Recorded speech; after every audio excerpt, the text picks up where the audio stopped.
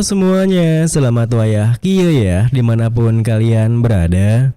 Kembali lagi bersama Mamang, dan di video kali ini kita bakal lanjutin manhwa pembalasan sang anjing pemburu. Kita masuk di part 73.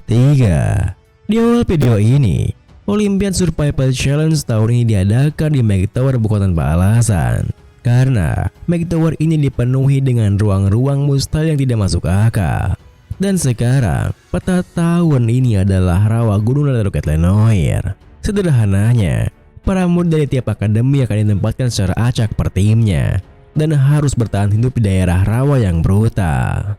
Aturan utama kompetisi ini yaitu para murid harus mempertahankan jumlah HP mereka agar tidak mencapai angka 0. Itulah hal terpenting di turnamen ini. Mereka bisa bertahan hidup dengan cara kabur dari para monster rawa yang muncul, atau mereka bisa memburu para monsternya untuk bisa mendapatkan poin.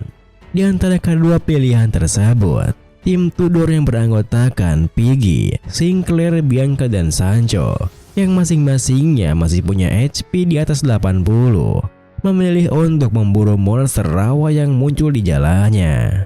Dimana setelah Sancho menahan serangan dadakan monster rawanya, Piggy yang meracik strateginya pun menjelaskan, "Tudor, alihkan perhatiannya bersamaku sampai wave selanjutnya. Sancho, begitu perisaimu habis, lindungilah Sinclair dan Bianca. Bianca dan Sinclair, saat aku dan Tudor mengalihkan perhatiannya, incarlah titik lemahnya. Kalau kalian semua sudah mengerti, majulah semuanya." Dengan begitu, berkat kerjasama mereka yang begitu apik, mereka pun berhasil menghabisi monster rawa tersebut. Meskipun Tudor sedikit mengomel karena Bianca sedikit telat dan melepaskan serangannya, Bianca hanya menghela napasnya berkata, padahal aku baru saja menyelamatkan kalian loh. Harusnya aku bertahan sedikit lebih lama lagi tadi." Namun, tepat setelah Bianca mengatakan itu, ia dikejutkan oleh teriakan Sancho dan Sinclair yang menyuruh Tudor dan Piggy untuk lari di sana. Karena ada sebuah fire magic yang melesat ke arah mereka berdua.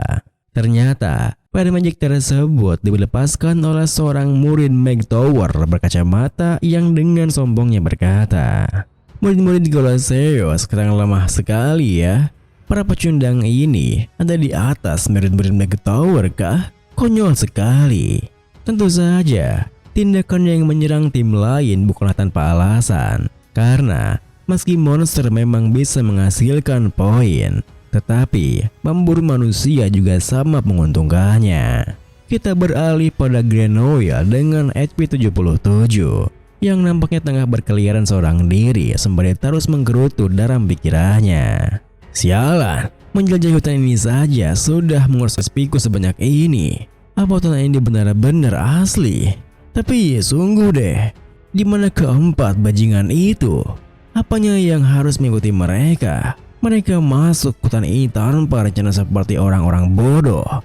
Jangan bilang kalau mereka sudah kalah dan sedang menunggu di ruang loker. Dasar orang-orang tak berguna. Seandainya aku tak lengah waktu itu, maka aku pasti bisa menghajar mereka. Bau apa ini? Ini bau makanan kan? Menyebarkan bau makanan di hutan seperti ini sama aja seperti kau mengundang seorang untuk menghabisimu. Aku akan melumpuhkan mereka dengan poison magicku, lalu mengambil makanan mereka. Di sana. Ketemu kalian. Dengan pikiran seperti itu, Grenoille yang melihat api unggun pun segera bercepat langkahnya. Akan tetapi, kepercayaan dirinya yang begitu tinggi langsung hilang seketika ketika ia sengaja terjerat sebuah jebakan yang mengikat kakinya. Terlebih, saat Grenoille menggerutu, bicir yang muncul bersama trio Corvette Bool bertanya, apa yang sedang kau lakukan?" Grenoille yang begitu malu pun tertawa canggung membalas, jadi kalian ya yang bener kemah di sini." Kemudian, kecanggungan di antara mereka pun terus berlanjut, di mana Grenoille yang diajak berkemah bersama mereka mencoba mencarikan suasananya dengan menuturkan, Selain makanan, kalian juga menyiapkan perkemahan lengkap di sini. Jadi, siapa yang melakukan ini semua? Dengan serentak, trio Corobet Bool berkata, "Bicirlah yang, maksudku, si rakyat data ini yang melakukannya." Green Oil yang sungguh tak menduganya pun membalas, "Hah? Maksud kalian, si rakyat data ini yang melakukannya? Jangan bercanda. Tidak mungkin orang serendahan seperti dia bisa menyiapkan ini semua, kan?" Seketika itu juga, trio Corobet Bool pun menatapnya dengan tajam. Sehingga Green Oil yang tak ingin kembali dihajar oleh mereka pun melanjutkan, Tunggu. Maksudku, aku cuma penasaran bagaimana caranya melakukannya." Iya, benar begitu." Tepat setelah mengatakan itu, Green Oil yang tak bisa menahan perasaan anehnya pun berpikir, "Sialan, kenapa orang dari salah satu 7 klan besar seperti diriku harus berhati-hati berhadap orang rendahan seperti ini sih? Dan kenapa pula orang-orang masker pale ini mendukungnya coba?"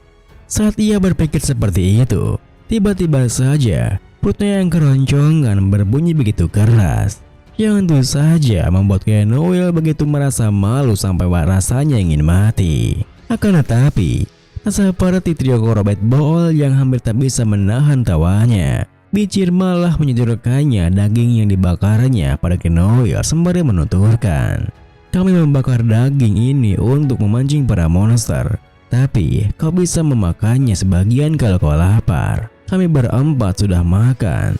Melihat daging yang disodorkannya, Green Oil yang tak bisa main liurnya pun bertanya, "Kau mau memberikan ini padaku? Kenapa?" Bicir yang merasa jika sepertinya potion magic milik Green Oil masih berguna untuknya pun tersenyum berkata, "Kau adalah ketua tim kita, kan?" Seketika itu juga, Green Oil yang merasa terharu pun memakan dagingnya dengan menangis terharu sembari berpikir, "Oh, orang rendahan ini, bahkan setelah ku caci maki sekalipun, dia ternyata orang baik." Kemudian, setelah mengisi perutnya yang keroncongan, Green Oil yang telah memulihkan HP-nya ke 90 pun membantu Bicir memburu para monster rawa di sana, di mana ia bertugas melumpuhkan monsternya bersama dengan Bicir. Sementara trio Corobet Bool yang kemenangan hisanya. Lalu setelah beberapa saat berburu, Bicir menuturkan, "Itu sudah monster yang ke-30, tapi kita masih harus memburu monster lebih banyak lagi untuk bisa mengincar poin 10 teratas." Mendengar hal itu, Green Oil yang merasa aneh pun menatapnya berpikir, "Hah? Kenapa dia tidak mengincar murid-murid lain yang punya poin tinggi? Kenapa cuma memburu monster saja? Aku sungguh tak paham jalan pikirannya." Tentu saja, Bicir bertindak seperti itu bukan tanpa alasan, karena saat itu juga ia berpikir, "Aku sudah kenal dekat dengan sistem semacam ini. Poin bertahan hidup, poin pemburuan monster, bahkan pendapatan poin setelah mengalahkan murid-murid lain. Aku selalu menghindari perhatian dan memburu monster secara sembunyi-sembunyi untuk meraih peringkat pertama. Area ujian ini rasanya seperti rumah, tapi instingku yang sudah ditempa ke level Swordmaster sudah mengeluarkan sinyal waspada sejak aku tiba ke area rawa Gunung Leluhur di dalam Magic Tower ini. Ada perasaan yang tidak enak yang selalu mengusikku. Bahkan sekarang, aku rasa akan ada yang datang." Benar saja, tepat setelah Bicir berpikir seperti itu, ada seorang yang menyeruak keluar dari balik semak di dekatnya, yang tentu membuat Bicir, trio Corobet Bool dan Green Oil langsung bersiap untuk menyerang. Ini pun diakhiri dengan, namun mereka semua segera menunjukkan senjatanya ketika melihat wajah seorang yang tiba-tiba muncul tersebut. Karena seorang tersebut merupakan Sinclair, sang pujaan hati Green Oil yang hanya punya HP 38.